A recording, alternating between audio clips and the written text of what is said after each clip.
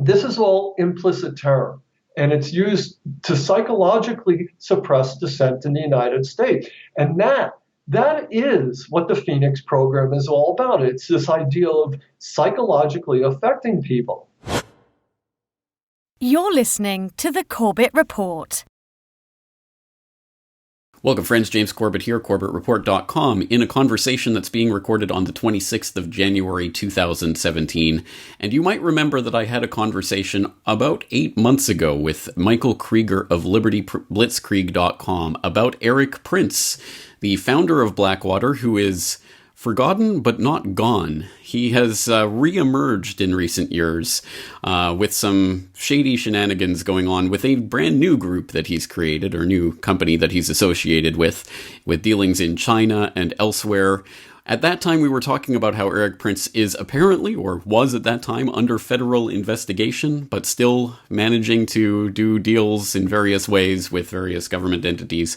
Very strange story. Well, that story only got stranger in the last several months when Erik Prince became associated, came up from wherever he had submerged himself into, and has started becoming a commentator on things like Breitbart News, where he is a regular guest on Sirius XM, and he has become associated with the Trump campaign.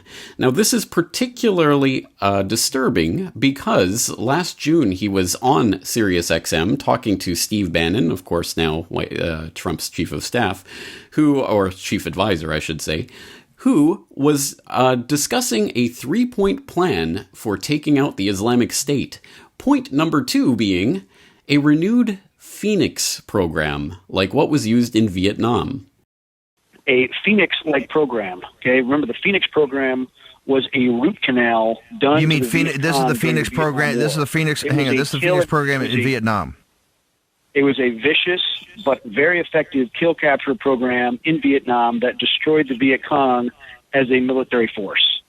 That's what needs to be done to the funders of Islamic terror, and that would be even the wealthy, radical Islamist billionaires funding it from the Middle East and any of the other illicit activities they're in.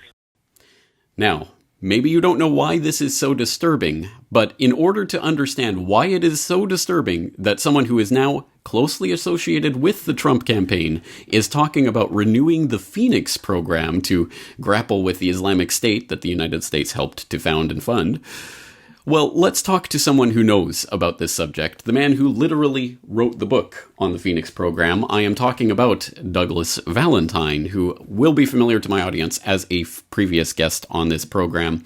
Doug Valentine, thank you so much for joining us today.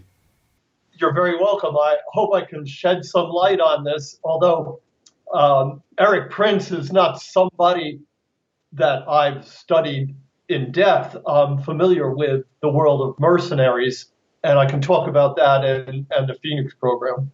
Well, Erik Prince is quite a character, and apparently likes to think of himself as the heir to Wild Bill Donovan and a mercenary of that ilk and that sort. But I think today we're going to concentrate on why his comments are so disturbing in the context of this Trump administration that has talked about renewing torture and other sorts of practices like that. Well, that's quite relevant to the Phoenix program. And again, why this is popping up in the news is because there's just a brand new article from The Intercept. Notorious mercenary Erik Prince is advising Trump from the shadows. He is not officially involved with the Trump administration. Trump is more sensible than that, but he is unofficially involved, according to multiple inside sources with the Trump administration now, formerly the Trump transition team.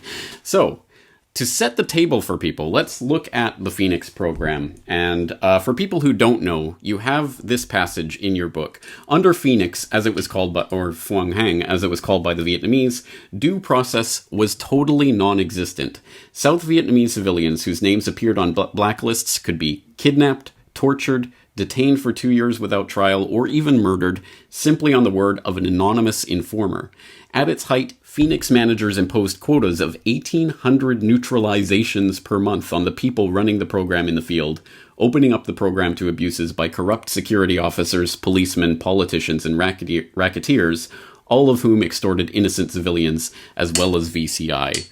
All right, so we are talking about a a very elaborate campaign that had a lot of working and moving parts, which is why you wrote a 400-plus page book on it.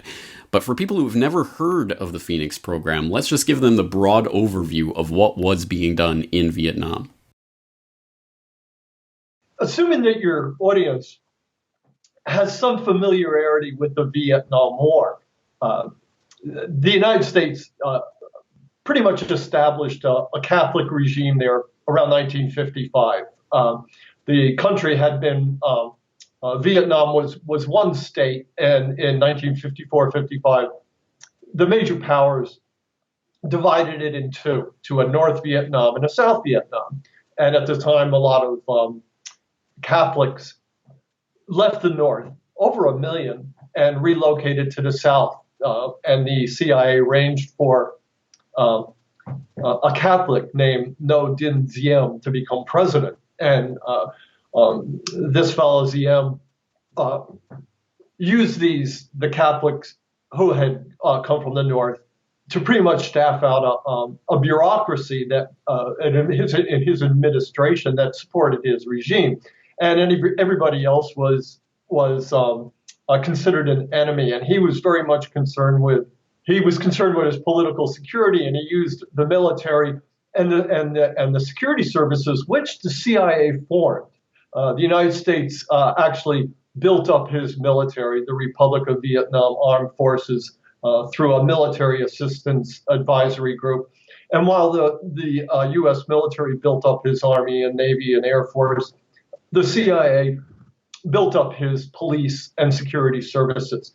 This is what the CIA does around the world. And it's very important for your audience to understand that the CIA has what's called liaison relationships with security forces in almost every country in the world.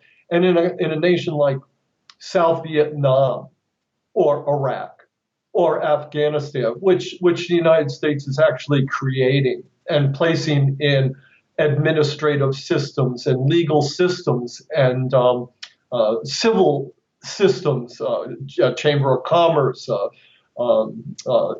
all those kinds of civil institutions. When the United States moves into a country and starts building it up, nation building, the CIA has this secret function of financing and organizing that nation's security systems. And that's what the CIA did in South Vietnam. The situation got out of hand in 1963. The Buddhists had enough of a small minority of Catholics lording it over them and putting them in jail and using the security systems to oppress them, and they bumped off Diem. The CIA went along with it because it realized the only way it could maintain some control of the situation was to start liberalizing, if you will, the administration. And within a year, the United States military moved into South Vietnam. The United States started sending American soldiers to South Vietnam, and the insurgency had gotten so strong and so powerful, and so many people had joined up with the communists that the only way to stem the tide was to send American soldiers here. So first it was 150,000. By 1966, there was close to 400,000, pushing up to 500,000 American soldiers. Behind the scenes, the CIA realized it couldn't win this war because the communists had more support among the general population. Most people in South Vietnam supported the communists and their values and their ideals and their vision for the future, because the CIA and the Americans had been associated for so long with their oppressors, with first the Catholics and then later the military dictators that the United States put in place in order to affect American policies, as opposed to the policies that the people themselves wanted, which were policies that were represented by the communists. This is important. South Vietnam is a good showcase because this happens all around the world. It happened in Iraq, happened in it's happening in Afghanistan, it happened in dozens of South American countries. It's happening in African countries where the United States affects and imposes its policies through the systems, the administrative and security and military systems that it's able to impose on those countries under cover of doing good and bringing democracy to these countries. And this was happening in South Vietnam in 1966, but the CIA realized this war was never going to end because the actual people supported the communists. So the CIA, the Johnson administration had a advisor named Robert Comer, which it put in charge of what was called pacifying the South Vietnamese citizenry. Comer was a former CIA officer. He had been doing this around the world. He knew how to do it. And he and the head of the CIA station in Saigon, a guy named John Hart, decided to create what was called a general staff for pacification. This would not be military operations directed against the Viet Cong guerrillas or the North Vietnamese army. This would be highly sophisticated, complex operations against the people, the citizens of South Vietnam, and in particular, those citizens who formed what was called a secret government, those citizens who were secretly in the National Liberation Front. These are not soldiers. These are women, a woman who heads a women's liberation group, or a teacher who heads a teaching association, or a guy who's a part of a farmers association. And these associations were secret and undercover, but they represented the values and interests and desires of the South Vietnamese people. But because they were civilian organizations, the military couldn't target them. It became the job of the CIA to go after this, what was called infrastructure. And then this guy, Comer, on behalf of Lyndon Johnson, with the station chief, called for a particular individual at the Saigon station, a guy named Nelson Brickham, who was a graduate magna cum laude from Yale, was considered an organizational genius. The CIA doesn't just have spies and soldiers. It has anthropologists, it has sociologists, it has doctors, it has lawyers, all of whom represent the cream of the American crop. I mean, these are the Bill, just what Bill Gates is to the internet. These CIA people are to the systems that the CIA manages and imposes in countries where it operates. And they asked this guy Brickham, who I interviewed at length, and all my interviews with him are up on the internet at a website called Crypticome. I recorded them. William Colby arranged for me to interview this guy, and I interviewed Brickham at length. And Brickham was tasked with organizing this general staff for pacification, which in 1967 became the Phoenix program. Okay, so it's not just simply a program like Erik Prince advertises it as assassinating people that the government wants to bump off. It's a broad, incredibly wide-ranging methodology for bringing together all the systems in a particular country and targeting them against the civilian population to make them do a particular thing. And in this case, under what became known as the Phoenix program, Brigham brought together all the police, intelligence, military, and civic programs in South Vietnam that were under American management. They put them all together. They got representatives from each of these agencies, each of these naval intelligence, military intelligence, police, the secret police, State Department, 25 different organizations, brought them all together in Saigon in the Phoenix Directorate, which was established in the summer of 1967, and charged them with using every means available to convince the citizens of South Vietnam not to support the insurgency, but to support the government of Vietnam. And at the center of it was the idea that terrorizing the people, is the best way to get them to do this.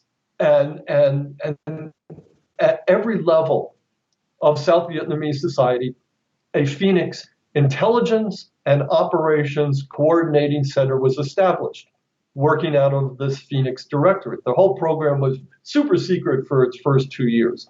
So a Phoenix Center was set up in every region, every province. The provinces in South Vietnam, there were 44 of them, were like states in the United States. So every province got a intelligence operations coordinating center, and every district, which is like a county in the United States. And the CIA set up one of these coordinating mechanisms all across South Vietnam.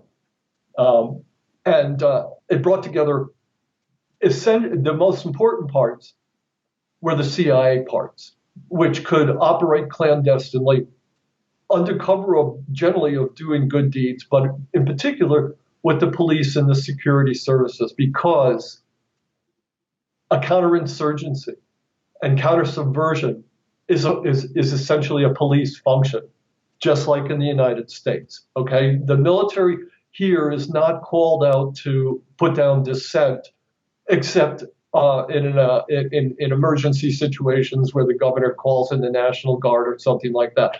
Those military forces were available through the Phoenix program, and they were used liberally in places like My Lai, where in order to go after members of these secret members of the insurgency, the Phoenix program would, the police officials and the CIA officers who were running these intelligence centers would call in, they could call in artillery strikes. They could call in planes to bomb a village. And they could call in infantry units to cordon off a village and go in and search it for insurgents. And this is exactly what happened in My Lai. And there were thousands of these kind of massacres all across South Vietnam in the name of wiping out the infrastructure, the secret government of civilians. And in the process of waging these paramilitary and military operations in the name of political control, hundreds of thousands of innocent people were killed. I mean, it's the same thing that you see in Iraq, the same thing you see in Afghanistan. They want to shape the political environment in those countries, and like in the name of wiping out the terrorists or the enemy leaders, they get a free hand to do anything and everything. But at the center of it were CIA operations conducted with the secret police, and the South Vietnam secret police. And there were two main programs that the CIA based the Phoenix program on. The first was a archipelago of secret interrogation centers, which the CIA started creating in 1965. I did an interview with the guy who set this program up, and that, like with Rickham, that interview is available online also at Crypticom. It's also a transcript of it in my new book, The CIA as Organized Crime, if you want to read how they do that. And in every one of these provinces in South Vietnam, 44 provinces, starting in 1965, the CIA built. They hired a contractor, Pacific Architects and Engineers, to create a design, and then PA&E would contract out to local Vietnamese construction companies, and they built a secret interrogation center in every province. They were called PICs, Province Interrogation Centers. And they were, once one of these was built, it was handed over to the Special Police, which was sort of like the RFBI. And that organization was completely funded by the United States. Its entire budget came from the United States, and all of its members were trained by the United States. And they staffed these PICs, and every time they focused entirely on civilians, on bringing in civilians for interrogation, so that they could find out who the members of this shadow government were. They would work them over. They were virtually torture chambers. And they're the model for the black sites that the CIA constructed around the world and which Trump wants to revive, along with the torture methods that were systematized in these interrogation centers. And the other part, the other sort of foundation stone was the CIA's counterterror teams, which had also started instituting across South Vietnam in the same period of time, in the early 1960s. They ended up calling them provincial reconnaissance units, and one of them was set up in every province. And just like the interrogation centers, was actually under the control of a CIA officer, although they pushed these secret police people out in front and said that they're the ones that are running the program. And these counterterror teams were created to do unto the Viet Cong theoretically what the Viet Cong were doing. They engaged in psychological warfare, which meant that they would secretly go into a village at night, which was thought to be under communist control, and they would kill whoever the civilians were who were involved with the insurgency in that village, and stick their heads on a stake or disembowel them or do something horrible and terror to them in order to convince the civilians in that village and in the surrounding village that they should not support the insurgency. And so in every village, district, province in South Vietnam, the Phoenix program went to work using these based on these interrogation torture centers, secret police like FBI operations that had vast informant networks. And you were told if you didn't inform for the government, you were considered a sympathizer of the insurgency. So not only were people oppressed by what's called explicit terror, they were coerced through implicit terror. If you don't support the government, then we consider you an enemy. It's this kind of George Bush, Donald Trump, either you're with us or against us. And this had a tremendous psychological impact on people in South Vietnam. I mean, it was a civil war to begin with, but as soon as Phoenix kicked in, the whole society started to unravel. And of course, that's what the CIA wants. It's not there. They had this huge psychological warfare aspect to the Phoenix program, in which they billed it when it finally went public in 1969 as protecting the people from terrorism. But this is, Orwellian language. It was, the CIA conducts all its secret operations under cover of what's called civic action. We're gonna help you. We're gonna build a dispensary for you. We're gonna send in the white helmets in Syria. We're gonna do this. We're gonna do that, and it's all gonna help you.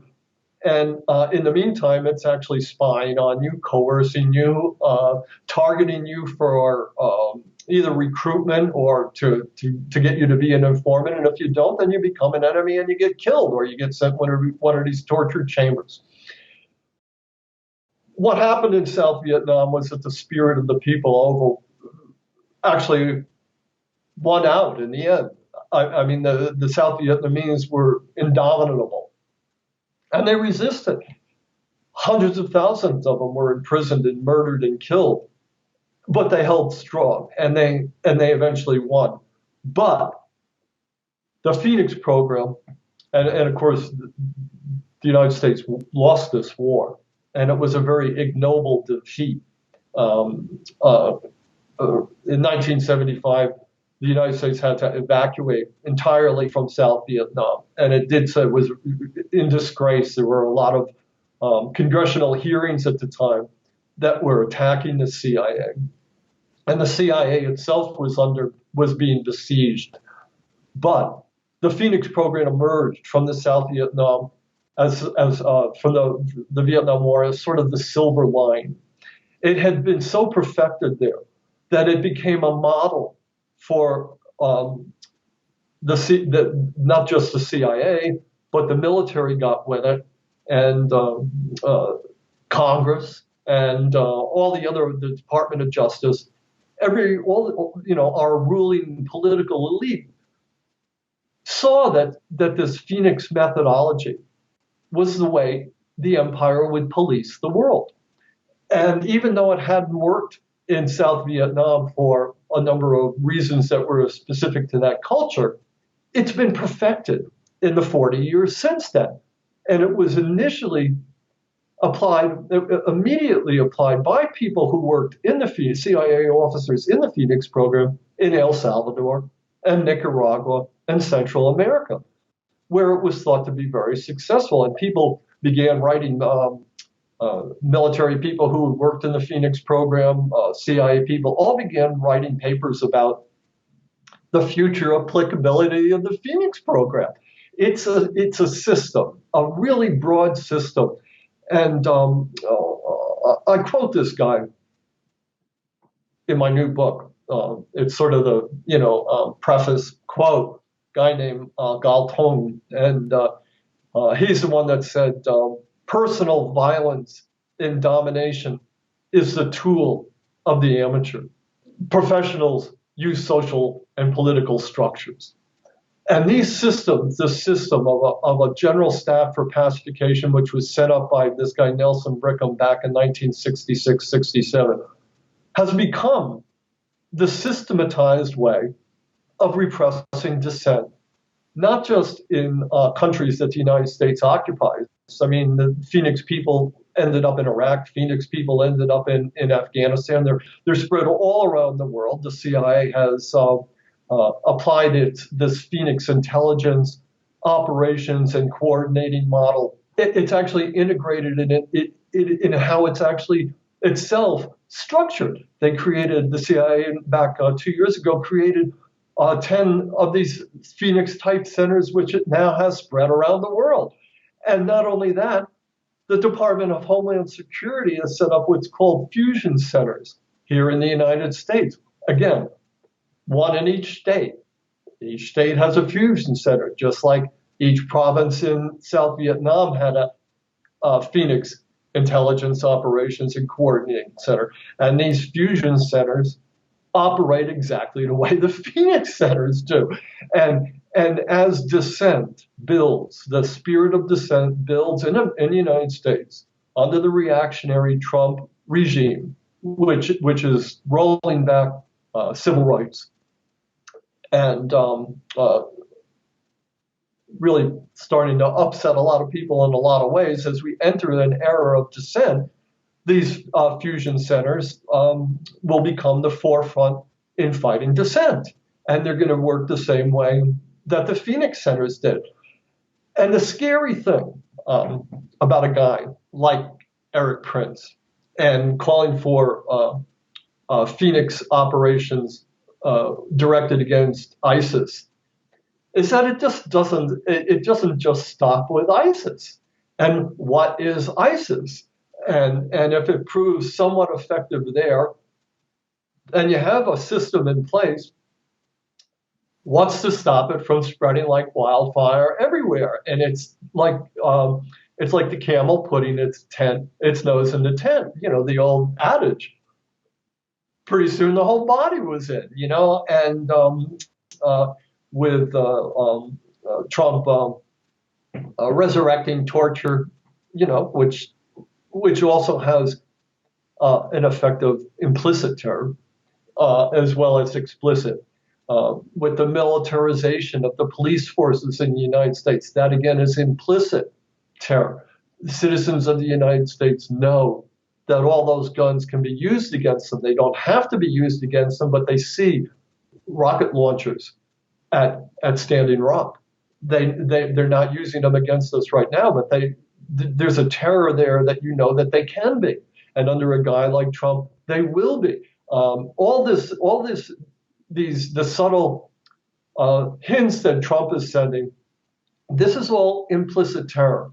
And it's used to psychologically suppress dissent in the United States. And that is what the Phoenix program is all about. It's this idea of psychologically affecting people. And that's the biggest part of it. But the scary thing with a guy like Prince and him, it's no mistake that he entered the news, and that the Trump administration allowed it to leak that he is, advising them, and that he's looking forward to instituting this kind of a Phoenix program worldwide. One of the major systems of the Phoenix program are these private militias, which are ideologically aligned in the sense of being mercenaries operating domestically or internationally with the current political Trump administration. They have ties to the military, they have ties to the police, and in an emergency, the Department of Homeland Security can reach out to these people.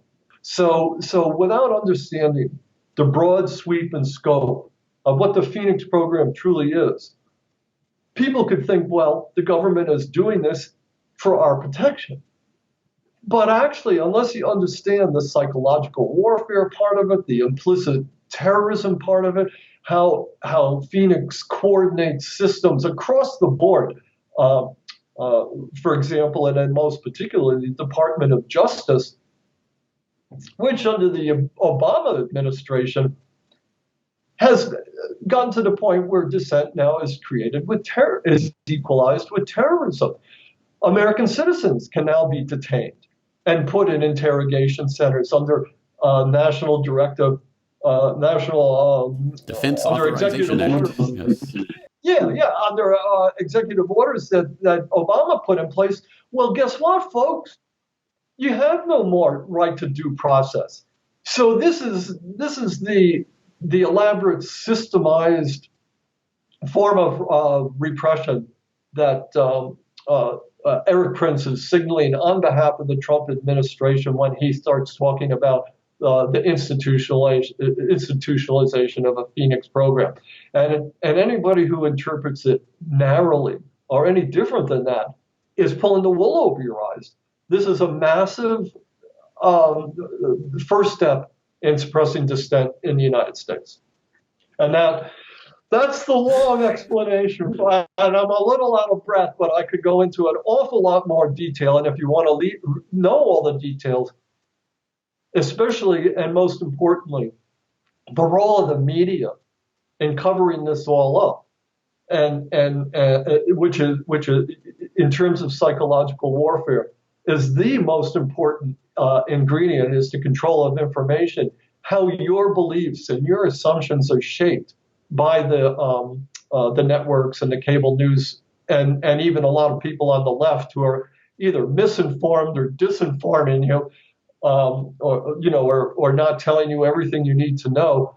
It's your basic ideas and your assumptions about what's happening, which is the most important element in all of this. It's when you're being told these things are being done to protect you, you are being lied to, folks. And if you believe the hype, you're setting yourself up for a disaster.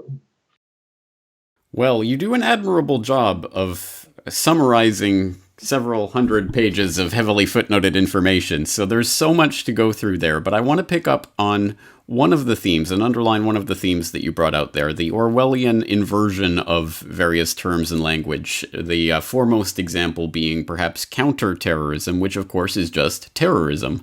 We have to terrorize them because that's what they're doing to us, kind of thing. And you bring that out in, I think, an important sense that people might just try to reduce the Phoenix program to a body count, but that does not take into account the psychological warfare sense of this, as you point out. So, for example, in your book, you point out that the CTs, the counterterrorism teams, taught Manzione and his SEAL comrades the secrets of the Psy-War campaign, which in practice meant exploiting the superstitions, myths, and religious beliefs of the Vietnamese. One technique was based on the Buddhist belief that a person cannot enter heaven unless his liver is intact. So Manzione would snatch an NVA courier off of Ho Chi Minh Trail or sneak into a VCI's hooch at night, crush the man's larynx, then use his dagger to remove the man's liver. Some of the CTs would actually devour their enemy's vital organs.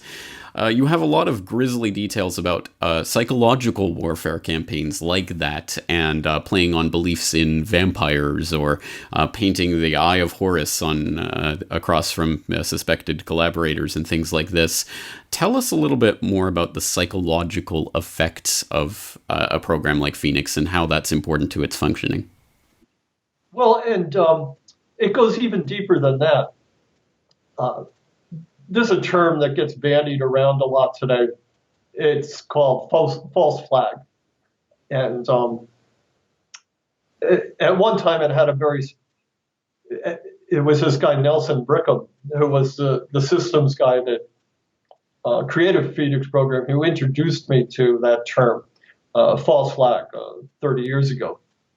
It's actually, within the CIA, was pretty specific to a kind of recruitment, a false flag recruitment. But, and there was in a broader way, it's part of what is what the CIA calls black propaganda, which you can equate with the term, that's another popular term, fake news. And in this regard, when the counter-terror teams were formed in the early 1960s, one of the functions was to dress up like the enemy, dress up like the Viet Cong guerrillas, and go into a village that was actually in supporting the U.S. puppet regime. You know, these were people who were loyal to the ZM regime, or whatever Thieu or whoever the United States had, was backing in power at that time, a village which was loyal to him. Sending a counter-terror team into that village, dressed up like the Viet Cong, and conducting atrocities and blaming them on the Viet Cong. This actually, the fact that the CIA was doing this became public in 1965. A senator went to Vietnam, and he was talking. It's in the book, the new book. This whole scandal that was conducted, and the senator went to Da Nang, which was a region, the center of a region in I Corps, and he was asking the CIA officer up there the kind of programs that they ran. And the CIA officer, for some reason, said, well, we, as part of counter-terror teams, sometimes we go into villages and, we dress up like the enemy and we do this. And the senator went back and he was like horrified. But the CIA response was to not allow its officers to brief senators anymore unless they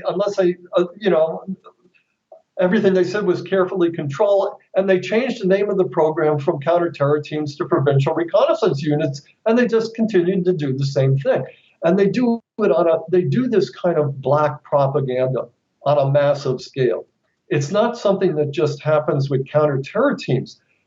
It happens with false news reports that the CIA writes up and leaks to a newspaper in Ukraine, in Kiev, or Tokyo, or wherever the CIA has a station in every country in the world.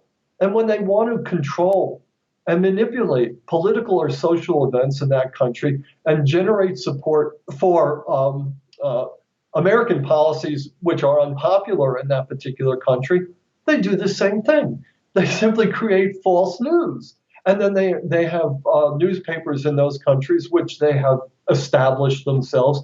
In South Vietnam, the CIA ran and had set up the three major newspapers.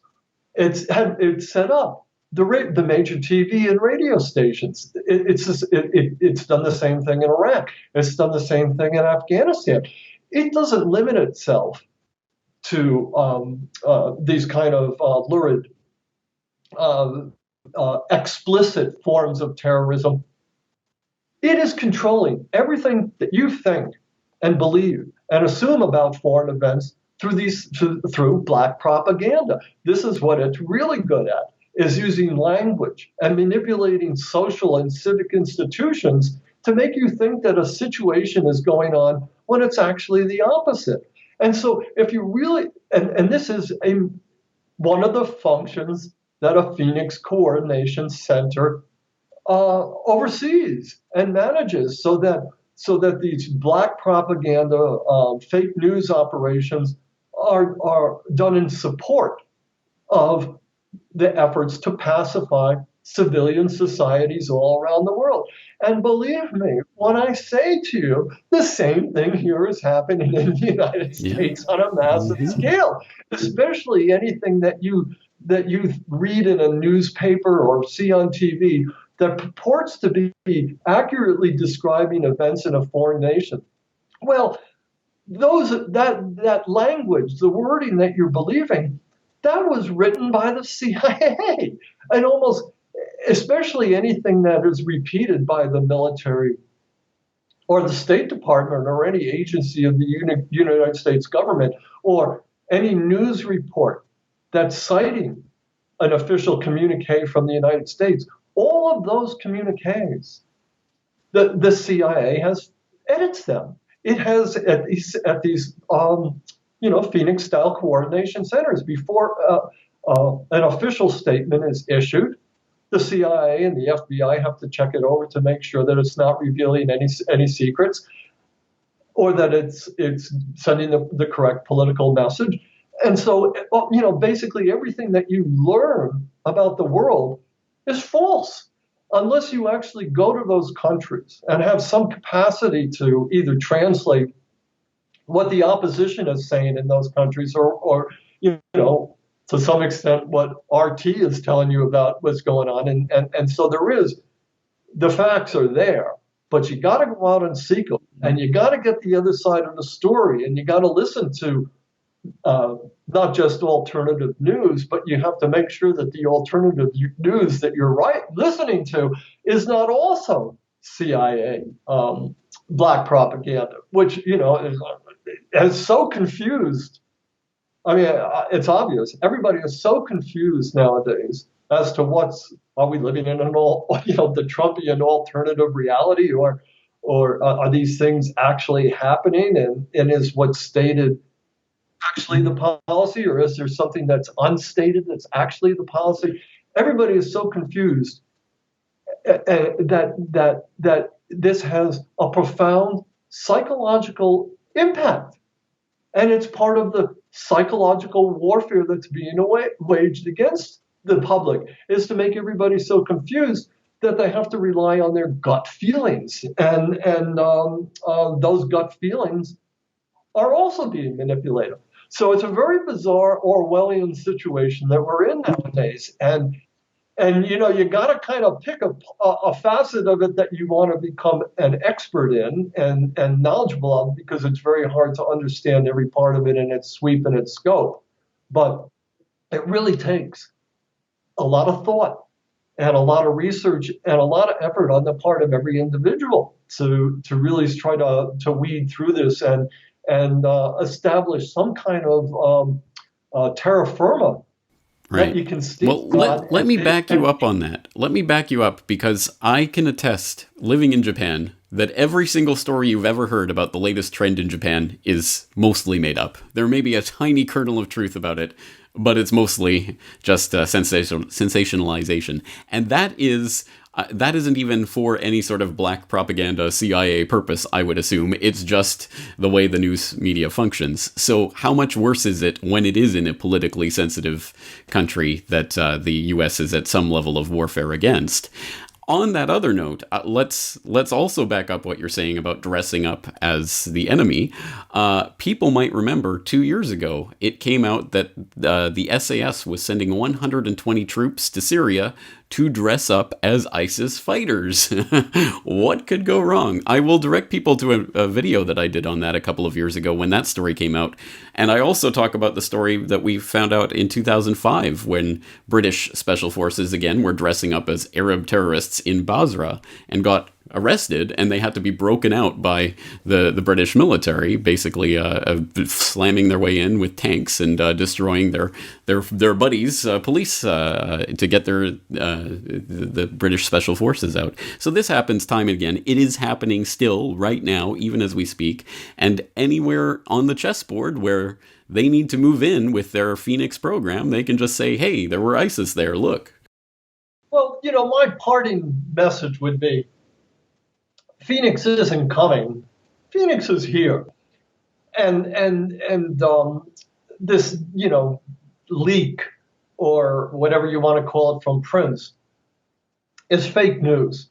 It's simply meant to make you afraid that these sorts of things are going to be happening. Well, believe me, it's already here. And if somebody wanted to, if the CIA or was getting political direction from Obama or Bush to stop ISIS, it would have happened a long time ago, folks.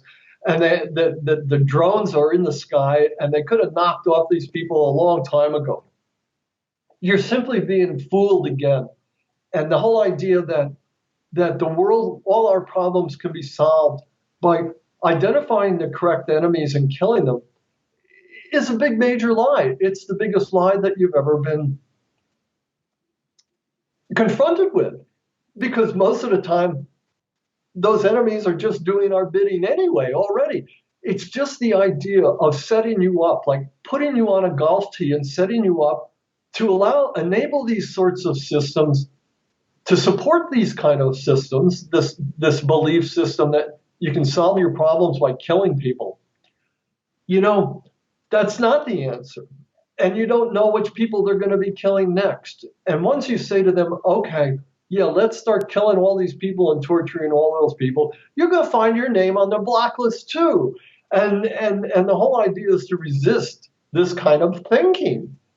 And these systems that are being put in place, and to understand them in their sweep and their scope, and not become fooled by all this rhetoric that's being bandied about, or to think that it's somehow reflecting the real world. Yes, unfortunately, we're being plunged back into the world of the Islamic boogeyman, and we're going to be living with all of the consequences of that renewed narrative. Bush 2, perhaps? Anyway, you did mention, of course, your new book, The CIA is Organized Crime. I would be remiss in my duties if I did not plug it here. I will confirm on air what I told you off air. I have read the Phoenix program. I have not yet read The CIA is Organized Crime. Tell us what myself and other listeners out there might be missing from not having read it yet. The book itself is divided into 4 parts. The first part's about the Phoenix program and how it became the model for the war on terror. The second part is the CIA's involvement in, and actually the management of, international drug trafficking, and how the CIA actually commandeered the DEA, and what that means for you. The third part is about the Phoenix program as being the model for the Department of Homeland Security, and connecting the war on terror with Homeland Security, and showing how they're actually different sides of the same coin, and how it's a mistake to think that what's going on over there is not going on over here. And then the fourth part is about the CIA's relationship with the media, which of course is like I said earlier, the major systematic method of domination. There was a guy I quote throughout the book, a guy named Guy Debord, wrote a book called The Society of the Spectacle, and he said,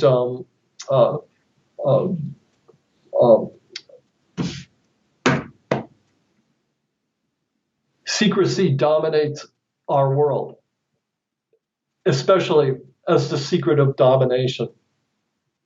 You don't know. The biggest systems, the biggest and most important system that has been set up is the relationship between the security systems and the media.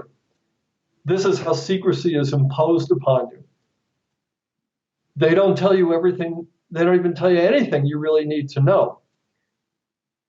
Under the aegis of national security, again, they're telling you that it's for your protection, like the Phoenix program was billed as protecting the people from terrorism. Well, they tell you it's for your protection that you can't know the truth about what your security services are doing. And the essential instrument is the media, which goes along with this, because at the highest level, the media and the CIA are the same people. And they are using secrecy and the control of information to dominate you. And that is the main tool, the main system in your domination is the fact that they don't let you know what's going on. Guy Debord said this 50 years ago. It's not that secrecy dominates the world, especially as the secret of domination. Unless you go around and unless you can try to figure out how you're being dominated, you're never going to be free. Well, some heady words to leave things on, and I am looking forward to reading the book, so when I do, I will be happy to have you back on the program to talk about it in more detail. Douglas Valentine, thank you. Oh, let's plug your website as well, douglasvalentine.com, where people can go for more details. Of course, that will be linked in the show notes for this conversation. Douglas Valentine, thank you for your time. You're very welcome. Now available from CorbettReport.com. The Data DVD Volume 4. Every podcast, interview, episode and article published on CorbettReport.com in 2011.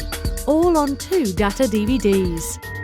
For details or to buy other Corbett Report DVDs, please go to CorbettReport.com/shop.